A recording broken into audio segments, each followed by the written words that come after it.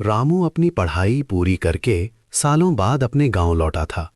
उसका पुश्तैनी घर गांव के आखिरी छोर पर घने बरगद के पेड़ों के बीच एक कंकाल की तरह खड़ा था। दीवारें सीलन से काली पड़ चुकी थीं और खिड़कियों के टूटे कांच ऐसे लगते थे जैसे कोई अंधा शख्स उसे घूर रहा हो। गांव के बुजुर्गों ने उसे टोका, रामू बेटा, उस हवेली की मिट्टी अब इंसानी जिस्म मांगती है, रात वहां मत रुकना।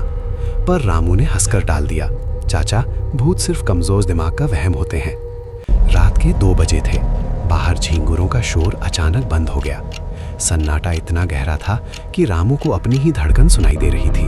तभी छन छन छनक पायलों की आवाज, पहले धीमी, फिर जैसे कोई कमरे के बिल्कुल बाहर खड़ा नाच रहा हो। रामू उठकर रसोई की तरफ गया, पर वहां सन्नाटा था।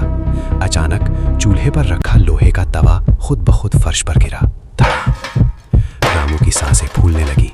कमरे का तापमान इतना गिर गया कि उसके मुंह से भाप निकलने लगी। उसने पीछे मुड़कर देखा तो दीवार पर उसकी अपनी परछाई के बगल में एक और लंबी टेढ़ी मेढ़ी परछाई खड़ी थी। रामू चीखने के लिए मुंह खोलना चाहता था, पर उसकी आवाज गले में ही फंस गई।